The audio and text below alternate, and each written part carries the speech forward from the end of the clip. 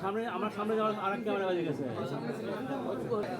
খালি ক্যামেরা খালি ক্যামেরা খালি ক্যামেরা একটু ধরে রাখেন, একটু ধরে এর সামনে মোবাইল একটু নামান দেখেন, একটু আমরা একটু দেখি।